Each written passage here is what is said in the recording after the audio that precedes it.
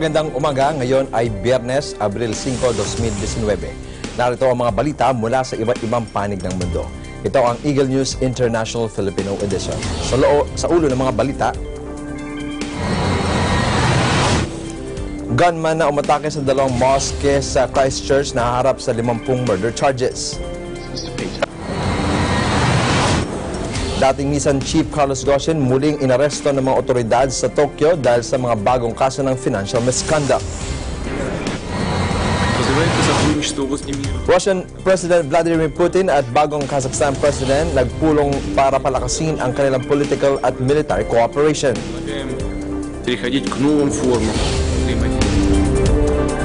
Ako po si Ben Bernaldez, ang inyong magiging tagapagbalita. Sa detalye ng mga balita, naharap sa 50 murder charges ang lalaking itinuturong nasa likod ng pag-atake sa dalawang mosque sa Christchurch. Ayon sa New Zealand Police, unang kinasuhan ng isang murder charge ang gunman na si Brenton Tan. Gayunman, itataas ang kaso laban sa suspect at isasampa ang kaso laban sa kanya kaugnay ng pagkamatay ng 50 katao at pagkasugat ng 50 iba pa. Dahil dito, maharap ang Australian-born suspect ng 50 murder charges at 39 na kaso ng attempted murder charges sa korte sa Christchurch. Sa pamamagitan ng video link mula sa maximum security prison sa Auckland, haharap sa korte si Taran sa Christchurch Court. Samantala, pinagbawalan na ng korte ang media na kunan ng litrato o video ang suspect. Muling inaresto ng mga otoridad sa Tokyo si dating Nissan Chief Carlos Goshen dahil sa mga bagong kaso ng financial misconduct. Muling dinakip ang 65 anyos na auto tycoon wala pang isang buwan mula nang makalaya ito matapos magbayad ng piyansa. Tinawag naman ni Goshen ang pag-aaresto sa kanya na outrageous at arbitrary. Ayon sa lumabas na report, pinaaresto muli ng mga prosecutors si Goshen habang kanilang inimbestigahan ang akusasyong merong $32 million na pondo ng Nissan na nailipat sa isang distributor sa Oman. Sinasabing bahagi ng nailipat na pondo ay ginamit ni Goshen na pambili ng luxury boat para sa kanyang pamilya. Mari namang tinanggi ni Goshen ang mga bagong akusasyon laban sa kanya. Samantala, umani naman ang iba't ibang reaksyon sa mga mamamayan sa Japan ang muling pagkakaaresto kay dating Nissan Chief Carlos Goshen dahil sa bagong financial misconduct. まあでも驚きましたよ。まあ一回解放してまた再逮捕するんだっていうのは正直びっくりはしましたけど、検察の意地がまあ見て取れるというか。すごい怒りがまずできましてね、ゴーンさんがやってることね、あれが本当だったらもう許せないなと思っていますね。それにあれだけお金があるくせにね、やってることがすごい細かいでしょ。It would certainly, if I were working here as a foreigner and so on, it would certainly make me a bit apprehensive of the system, of a system that can do that sort of thing. It's not the only one. There are plenty of systems that are far worse, but this is unusual.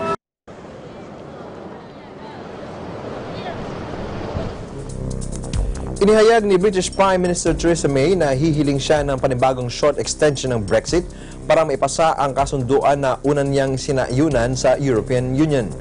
Umabot sa 7 oras ang pagpulong ni May kasama ang kanyang mga minister kay Opposition Labour Party leader Jeremy Corbyn para sa negosasyon na sisira sa kasalukuyang di pagkakasundo sa parlamento.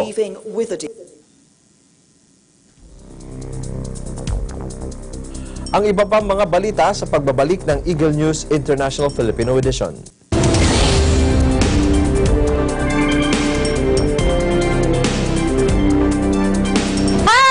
I am Teacher Sally and this is Kid Kwento, one of Net25 Kids' online shows. Kid Kwento is now on TV. You can watch us every Monday, Wednesday, and Friday at 4 to 4:30 p.m. Also watch Anong Sinyo with Ate DJ every Tuesdays and Thursdays at 4 to 4:30 p.m. Sa Kid Kwento, ang aming motto ay, let's all read to succeed! Hooray! Kita-kita tayo ha! Bye-bye!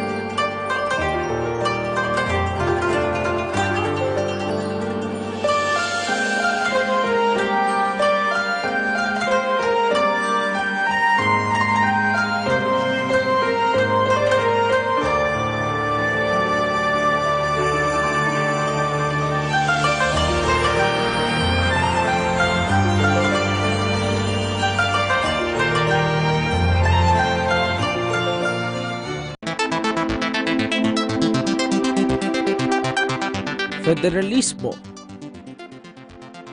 Taong 2008, nag-file si dating Senate Minority Leader Aquilino Nene Pimentel ng joint resolution para i-convene ang Kongreso sa isang Constituent Assembly.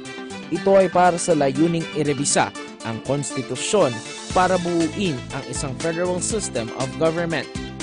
Binuo ang nasabing resolusyon dahil ang sentro ng kapangyarihan at pananalapi ay nasa Metro Manila at napag-iwanan na di umano ang malalayong lalawigan ng bansa.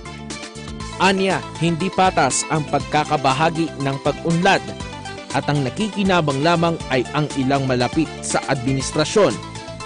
Dahil dito ay lumaganap ang kahirapan at nabuo ang mga armadong pag-aaklas sa buong bansa.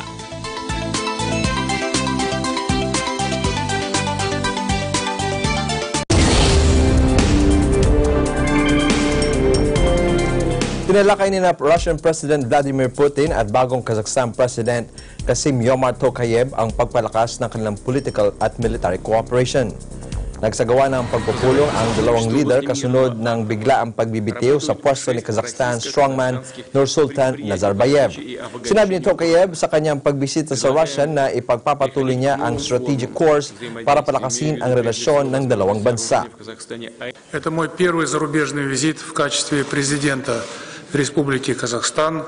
Он, на мой взгляд, является знаковым, имеет глубокое символическое значение, поскольку подчеркивает особый характер отношений между нашими государствами.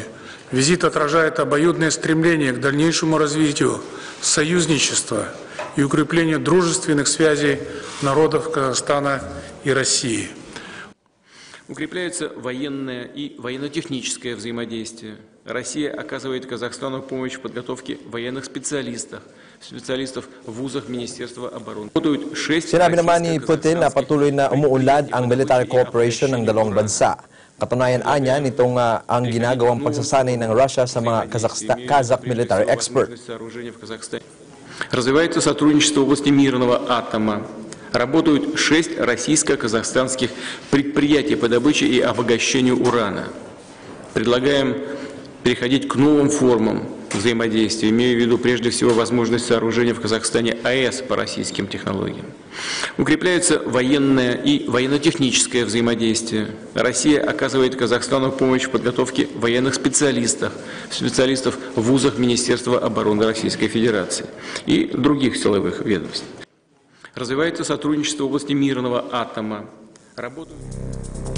Nilinaw ni NATO Secretary General Jens Stoltenberg na hindi nila isinusulong ang pagkakaroon ng bagong Cold War sa Russia. Ayon kay Stoltenberg, ayaw nilang magkaroon ng bagong arms race, subalit hindi naman anya sila dapat na maging walang pakialam sa mga nangyayari. We do not want a new arms race. We do not want a new Cold War. But we must not be naive. An agreement that is only respected by one side will not keep us safe. We do not want a new arms race. We do not want a new... Sinabi ni Stoltenberg na dapat maganda ang 29-nation alliances sa pagtatapos ng Cold War era, Intermediate Range Nuclear Forces Treaty, na dito ay balak kumalas ang Estados Unidos sa dahilang lumalabag umano dito ang Russia.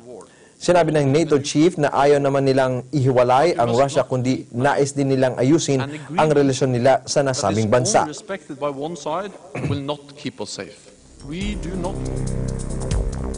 Samantala, hindi matitinag si Venezuelan opposition leader Juan Guaido sa kabila ng pag-aalis sa kanya ng parliamentary immunity. Nangangahulugan ito na maaari na siyang maaresto sa mga kasong kanyang kinaharap. Sinabi ni Guaido na hindi ito titigil at alam niyang kasama niya sa laban ang maraming Venezuelan. Iginigiit ni Guaido na hindi dapat kilalanin ang panalo ni President Nicolas Maduro. Nagpaplano ngayon si Guaido ng malawakang kilos protesta sa Sabado na tinagurian niyang Operation Freedom. Mag-uunit ang bukod sa US ay mayroong 50 bansa ang kumikilala kay Guaido bilang interim president. Dagsa ang mga pasyente sa mga ospital sa Eastern Syria. Ayon sa mga otoridad, maraming mga bata ang ginagamot ngayon sa mga ospital doon dahil sa severe facial burns at ang iba pa ay nakararanas ng matinding malnutrition. Ang pagdagsa ng mga pasyente dahil sa exodus ng mga jihadist families at civilians mula sa lugar na kinubkob ng Islamic State. Karamihan sa mga dumagsang pasyente ay mga babae at mga bata mula sa Al-Hol, isang kampo ng mga na-displaced dahil sa mga labanan. Panoorin natin ito. وما في لا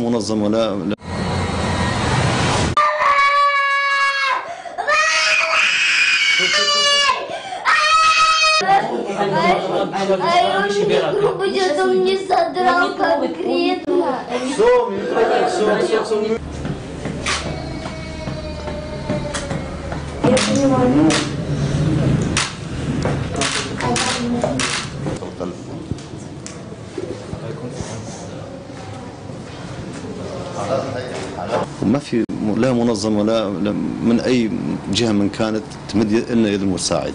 ما في. هلا احنا عم نشتغل بإيدينا بس. حكيت وارجع احكي نناشد المنظمات الإنسانية، الدول العالمية، الأمم المتحدة أنه يمدوا يد المساعدة أن تصير باستطاعتنا ونقدم لها الشعب اللي أغلبيته أطفال ونساء.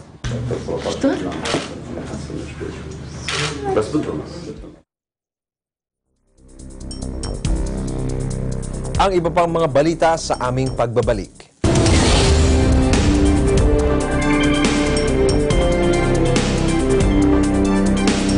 Po si Bimbo Cerudo.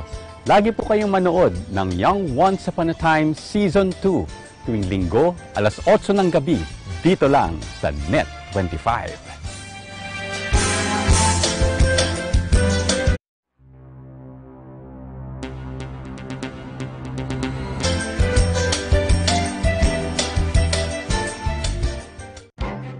Events happen around us all the time, in our community, in our country, around the world.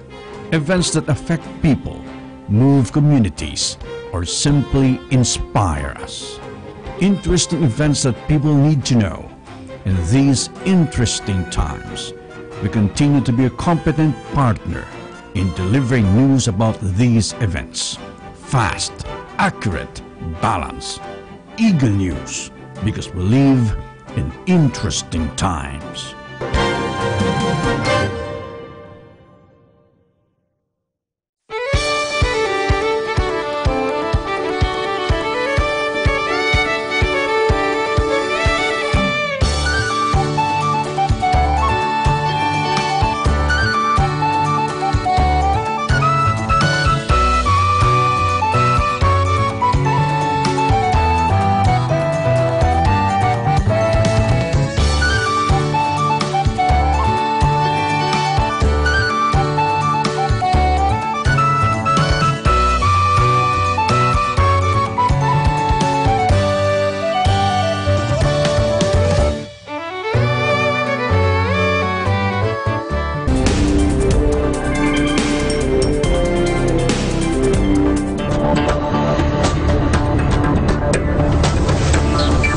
Bahagyang bumaba ang Tokyo Stock sa pagbubukas ng trading. Ang benchmark Nikkei 225 Index ay bumaba ng 0.16% o 34.75 points. Ang Border Topics Index ay mas mababa naman ng 0.20% o 3.27 points.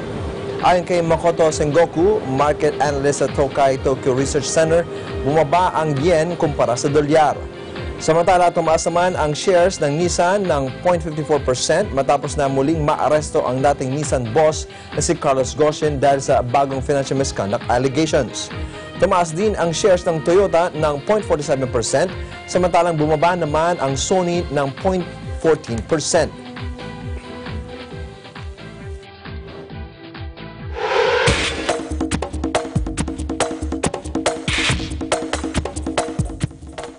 Nagpahayag ng inspirational message si dating US sprint legend Michael Johnson sa mga stroke survivors. Ito ay matapos makarecover siya sa stroke. Magugunitang inatake noong Setyembre si Johnson at siya ay na-paralyze at hindi makalakad. Hawak noon ni Johnson ang 200-meter at 400-meter world record. Tunghayan natin ito.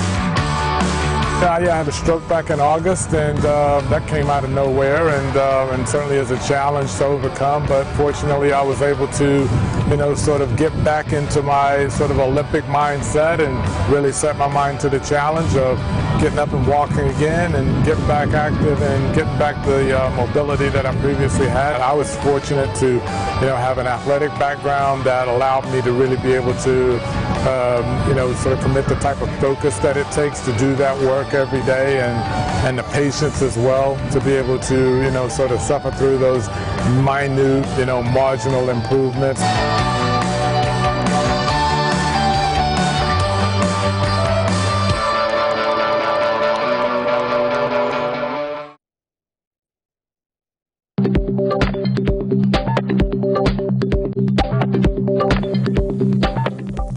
Bubuksan ngayong araw ang bagong cultural offering ng New York. Ang tinaguriang interdisciplinary complex na art space ay matatagpuan sa Hudson Yards. Panoorin natin ito.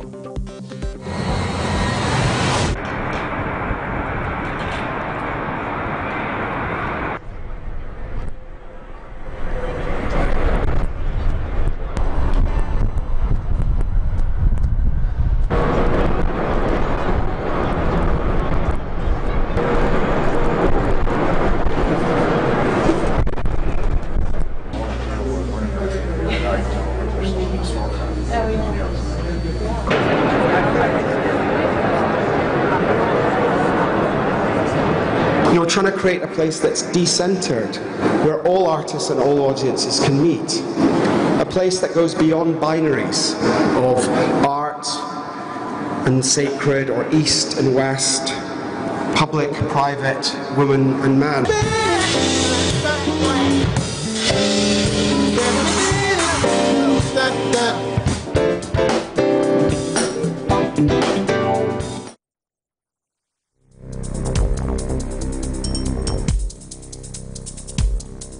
At yan ang kabuuan ng mga balita mula sa iba't ibang bansa. Ito ang Eagle News International Filipino Edition. Sa pangalan ng mga bubuo sa Eagle News Service, ako po si Ben Bernaldez, and I am 1 with 25. Susunod na ang Agila Balita.